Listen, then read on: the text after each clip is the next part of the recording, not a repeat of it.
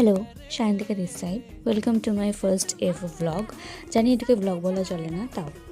তো সেদিন আমরা চলে গেছিলাম মায়াপুরে। অ্যাজ ইউজুয়াল আমি ট্রেন মিস করি, তো আমাকে রানাঘাট নামতে হয়, and Soumyajit is here to rescue. তারপর আমরা স্কুটি করে চলেছিলাম মায়াপুরের পথে। এখানে আমার মাথা দিয়ে আমার হেলমেটটা উড়ে যাচ্ছিলো, তাই আমি এখানে আটকানোর বৃথা চেষ্টা করছিলাম। তারপরে আমরা জলঙ্গি নদী দেখতে দেখতে, সর্ষে ক্ষেত দেখতে দেখতে খেতে নেমে কয়েকটা আমরা ফটোও তুলে নিয়েছিলাম। অ্যান্ড এখানে ক্ষেত থেকে বেরোনোর সময় জানি না কেন খুব খুশি হচ্ছিলাম, তো এখানে নেচে নেচে আমরা বেরোচ্ছিলাম।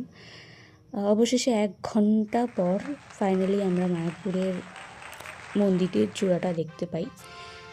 দেন মন্দিরের পথে যেতে যেতে আমরা এখানে আলোচনা করছিলাম রানাদার ভেজ বিরিয়ানির কথা।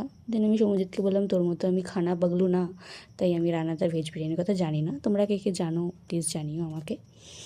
তো পৌঁছে দয়াবান সৌম্যজিৎ আমাকে বলছে, যা তোর ক্লিপ নিয়ে নিচ্ছে আমি, নইলে তোর ব্লগে তুই থাকবি না। আমি বললাম okay, thank you sir, thank you so much. তো এখানে ক্যাত মেরে আমি ক্লিপ নেওয়ার বৃথাই চেষ্টা করছিলাম, আর এই বোনগুলো ভাবছিল এই মালটা কে রে, পাগল নাকি। যাই হোক, দেন আমরা এখানে গরু দেখতে চলে গেলাম।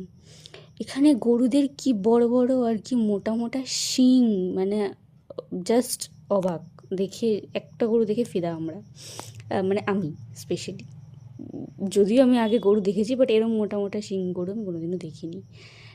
যাই হোক, তো তারপরে আমরা আরতি দেখতে চলে গেছিলাম ফোন জমা রেখে, অ্যান্ড তারপরে ক্লিপ আমি নিতে ভুলে গেছি, আর আমার নেওয়া হয়নি। জানি এটাকে ব্লগ বলা যদিও চলে না, তাও যদি তোমাদের ভালো লেগে থাকে অবশ্যই কমেন্ট করে জানিও। Thank you, tata.